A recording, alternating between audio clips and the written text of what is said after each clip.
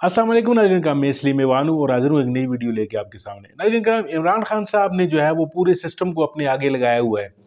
System भाग रहा है, हाँप रहा है, इसकी सांसें फूली हुई हैं, लेकिन ये एक गड़ा है जो एक उसकी तरफ ये रवां दवां है और ये सिस्टम जो है उस गड़े में गिरने से पहले बाज नहीं आएगा। नाज़रीन का इमरान खान साहब जो है वो जेल में बंद हैं, इब्तिला का दौर है उन पे, लेकिन अज़्म इस्तिकामत है कि उसमें जो है वो ज़रा सा भी जो है वो हलचल नहीं है। लोग जो हैं वो उनकी सेहत के बारे में फ़िक्रमंद हैं, लोग जो है उनसे मुलाकात के लिए फ़िक्रमंद हैं और सिस्टम ये चाह रहा है कि इमरान खान साहब जो है वो थक जाए, लेकिन इमरान खान साहब थकने का नाम नहीं ले रहा। नाज़रीन का एक वीडियो आपको दिखाने जा रहा हूँ। इमरान रियाज खान साहब जो है उन्होंने एक तज्ज़िया पेश किया इस पूरे सिस्टम पे। आइए पहले वीडियो देखते हैं, फिर इसके ऊपर बात करते हैं। पाकिस्तान तहरीक इंसाफ ने अपना आज होने वाला एहतजाज मुअख्खर कर दिया। उन्होंने कहा जी हम एहतजाज करने नहीं जा रहे क्योंकि हमारा मुतालबा मान लिया गया है। मुतालबा तो पाकिस्तान तहरीक इंसाफ का ये था कि बैरिस्टर गौहर को और हामिद रज़ा कादमी साहब को, दो लोगों को कम से कम इमरान खान साहब से मिलवाया जाए, लेकिन वो मुतालबा पूरा नहीं हुआ। दूसरी जानिब पाकिस्तान तहरीक इंसाफ इमरान खान साहब की सेहत के हवाले से शकूक व शुबहात का इजहार कर रही थी, तो वो मुतालबा मान लिया गया। पाकिस्तान तहरीक इंसाफ क्यों मान गई ये बात, इसके बारे में मैं आपको भी बताता हूँ। क्योंकि तहरीक इंसाफ को कुछ चीज़ों का शुबा था, वो शुबा उनका दूर हो गया। एक तो ये है कि इमरान खान साहब को अब उनके ज़ाती मुआलिज डॉक्टर आसिम वहाँ पे मौजूद हैं इस्लामाबाद में, इमरान खान साहब के अपने डॉक्टर वहाँ इस्लामाबाद में हैं, और उनके ज़ाती मुआलिज जो हैं वो दीगर डॉक्टरों के साथ जाएंगे और जाकर उनका मुआयना करेंगे अडियाला जेल में।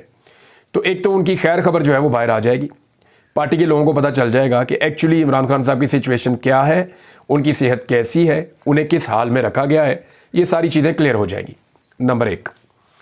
नंबर दो जो है वो पाकिस्तान तहरीक इंसाफ को इस बात का शदीद खदशा था कि हुकूमत जो है वो इमरान खान साहब को गायब करके, यानी जिस तरीके से उनको लापता किया हुआ एक तरह से, या उनसे मुलाकात नहीं करने दे रहे, कट ऑफ किया हुआ पार्टी से, तो इस सूरत हाल का फ़ायदा उठाते हुए हुकूमत आईनी तरमीम का खेल खेल जाएगी। लेकिन आईनी तरमीम पर हुकूमत के अभी तक बंदे पूरे नहीं हुए। मैं आपको फिर बता रहा हूं कि पाकिस्तान तहरीक इंसाफ को इत्मीनान इस वजह से है कि एक तो फौरी तौर पे आईनी तरमीम नहीं आ रही, उन्हें यकीन दहानी करवाई गई है कि अभी आईनी तरमीम नहीं आ रही, और 18 तारीख को बिलावल ने वैसे भी हैदराबाद के अंदर एक इकट्ठ रख लिया, एक जलसा रख लिया। अब जब हैदराबाद में बिलावल जलसा करने जाएंगे तो उनके MNA तो वहाँ पर मसरूफ़ होंगे, MPs भी होंगे, और वो साथ उनके खड़े भी होना चाहेंगे। तो ऐसी सूरत हाल में मुमकिन नहीं है कि 18 तारीख तक आईनी तरमीम हो सकता है कोई बीच में खेल खेल जाए, इनका पता कोई नहीं होता, धोखा भी दे देते हैं। लेकिन इस वक्त जो सिचुएशन है वो ये बता रही है कि गेम उसके बाद होनी है, क्योंकि अभी तक नंबर पूरे नहीं हो रहे। फ़र्ज़ करें कौमी असम्बली का और सेनेट का इजलास बुला लेती है हुकूमत, तो वो बंदे पूरे होंगे तो आईनी तरमीम होगी ना। अब बंदे पूरे कैसे होंगे? मैंने आपको बंदे उंगलियों के ऊपर गिनाए हैं। 17 बंदे टोटल ऐसे थे जो पाकिस्तान तहरीक इंसाफ को लगता था कि इनमें से बंदे टूटेंगे। तहरीक इंसाफ ने आज से 2-2.5 माह पहले 17 बंदे शॉर्टलिस्ट कर दिए थे, और तकरीबन 26 से 28 बंदे ऐसे थे जिन पे उनको यह था कि इन पे दबाव जरूर डाला जाएगा, लेकिन अगर बंदे टूटेंगे तो इन 17 में से टूटेंगे, क्योंकि ये बहुत वुल्नरेबल है ना, इनके ऊपर ज्यादा अटैक किया जा सकता है। बेचारों का कारोबार ऐसा है, ये इनका बैकग्राउंड ऐसा है कि इनके ऊपर अटैक जरूर किया जाएगा। अब वो जो 17 बंदे हैं जिन पर अटैक किया जाना था, उनमें से चंद बंदे पाकिस्तान से बाहर हैं और बाकी बंदे खैबर पख्तूनख्वा में हैं, और जो खैबर पख्तूनख्वा में है उनमें से चंद अपनी मर्जी आपके तहत खैबर पख्तूनख्वा में जगह लेकर रह रहे हैं, अपने दोस्तों के पास, अपने जानने वालों के पास, और कुछ को जो खैबर पख्तूनख्वा की हुकूमत है वो, यानी वहाँ के जो MNAs हैं या वहाँ के जो लोग हैं पाकिस्तान तहरीक इंसाफ के, वो सपोर्ट दे रहे हैं कि जनाब आपने जाना कहीं नहीं है। और अब आ जाए आप सेनेटर्स की तरफ, तो जो 1-2 सेनेटर्स इधर उधर हुए थे, इत्तला मिली है कि वो सेनेटर भी वापस पाकिस्तान तहरीक इंसाफ के पास पहुंच गए हैं। मैं आपको फिर बता रहा हूं कि जो सेनेटर्स इधर उधर हुए थे, मुबैना तौर पे वो सेनेटर्स भी अब इधर उधर नहीं है। हुकूमत के पास सेनेट के अंदर किसी किस्म की बर्तरी अभी तक उनको हासिल नहीं हुई। जो नंबर वो पूरा करना चाह रहे थे इस वक्त तक उन्होंने पूरा नहीं किया, हालांकि बदस्तूर कोशिशें चल रही हैं। इस्लामाबाद के अंदर मंडी लगी हुई है, मेरे एक बड़े करीबी दोस्त हैं, और बहुत ही करीबी है, आप सारे उनको जानते हैं, अभी नाम लेके मुसीबत में नहीं डालना चाहता हूं। तो उन्होंने बताया जी फलां बंदे का 50 करोड़ है, फलां बंदे का 35 करोड़ है, फलां बंदे का 50 करोड़ से ऊपर है। तो मैंने कहा यार ये बात तो ठीक है, लेकिन उन बंदों ने खुद लिए हैं ये पैसे। तो उन्होंने कहा जी अभी ये कंफर्म नहीं कर सकता मैं। मामला ये है कि जो बंदे बेचारे पैसे दे रहे हैं ना, वो जो बीच में डीलर्स हैं या बड़े बड़े बिजनेस टाइकॉन्स हैं, जिनको लालच दिया गया है कि आपका ये काम कर देंगे, वो काम कर देंगे, वो काम कर देंगे, आप पैसा खर्च करें एमएनए और सेनेटर्स खरीदने के लिए। तो बीच में जो मिडल मैन है ना, उन्होंने उधर से पैसे लेना शुरू कर दिए। अब ये पैसे का ज्यादातर हिसाब किताब नहीं होता, ये ब्लैक मनी होता है। तो इसका हिसाब किताब तो हो नहीं सकता कि जनाब कल को वो कहे जी मेरा पैसा वापस करो, तुमने तो एमएनए खरीदा ही नहीं मेरे पैसों का। तो अब इस तरह के मिडल मैन जो है वो फायदे उठा रहे हैं, और इस्लामाबाद की मंडी में बहुत सारे लोग करोड़ों रुपया कमा चुके हैं। कई ऐसे लोग करोड़ों रुपया कमा चुके जो कुछ ओहदों के ऊपर बैठे हुए हैं।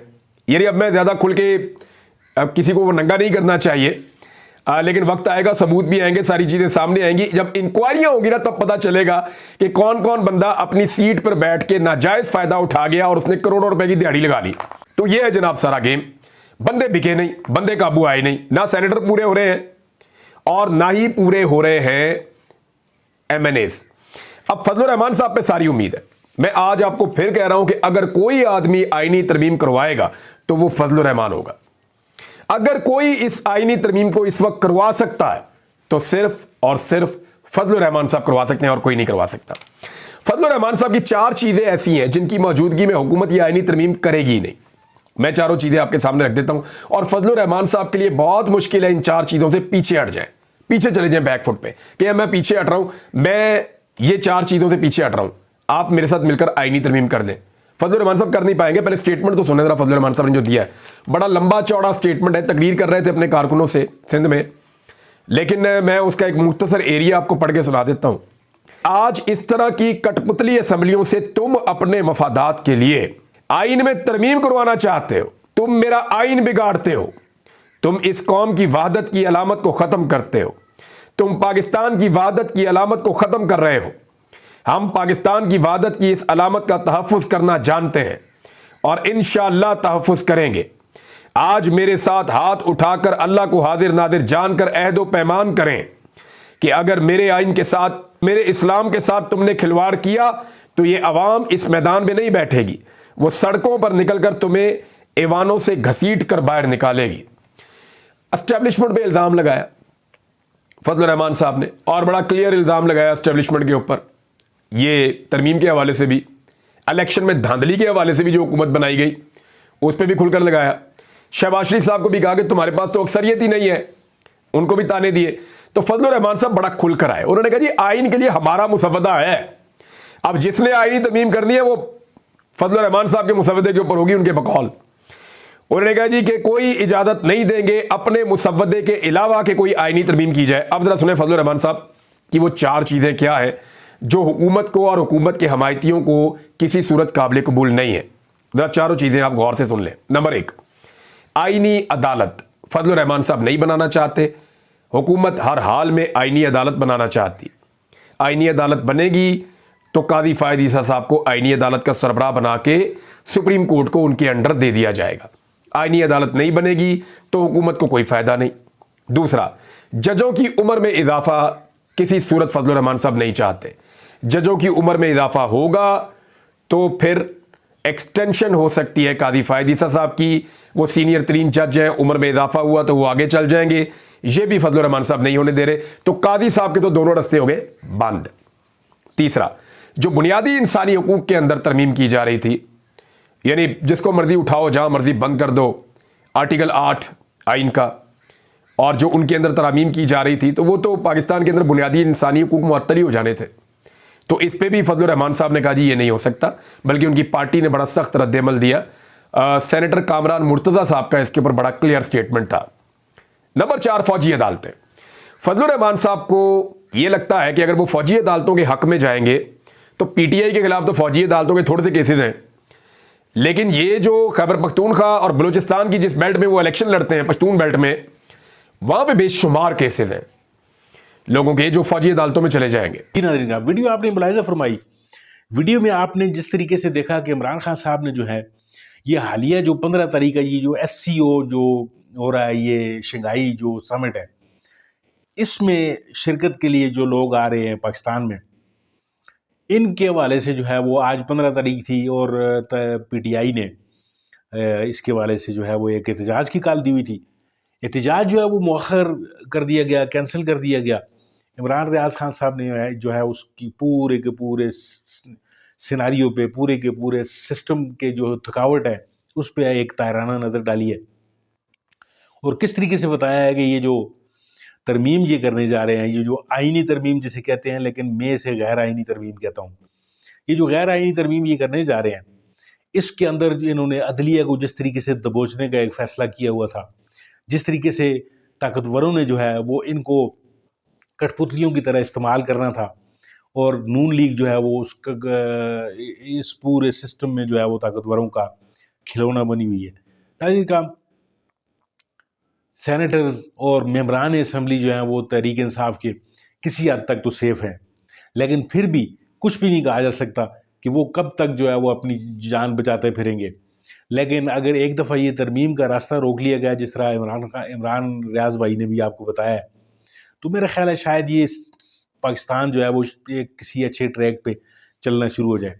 वैसे तो इन्होंने जो है वो मैकअप करने की कोशिश की है। ये जो SCO समिट है, इसको इस तरह बढ़ा चढ़ा कर बयान कर रहे हैं, यानी जैसे कि कोई अजीबो गरीब अपने अपने अंदर में एक, यानी ये जितने भी ममालिक के कुछ जो लोग आ रहे हैं, ये अपने साथ डॉलरों से भरी हुई बोरियां ला रहे हैं और यहाँ पे उंडेल देंगे और हमारी जो है वो तरक्की एकदम से जो है वो आसमान से बातें करनी शुरू हो जाएगी। इनका इमरान खान साहब के सिवा इस पाकिस्तान का तस्वुर भी जो है वो नामुमकिन है। ये सिस्टम को अब समझ आ भी चुकी है, लेकिन ये आखिरी सांसें ले रहा है ये सिस्टम। देखते हैं कब तक जो है ये थक कर गिरेगा और एक आज़ादी की जो एक नई जो सुबह है वो उसमें से निकल कर नमूदार होगी। आप भी इंतज़ार करें, मैं भी करता हूँ। इंशाल्लाह मिलते हैं किसी और व्लॉग में। उम्मीद है आपको ये वीडियो अच्छी लगी होगी।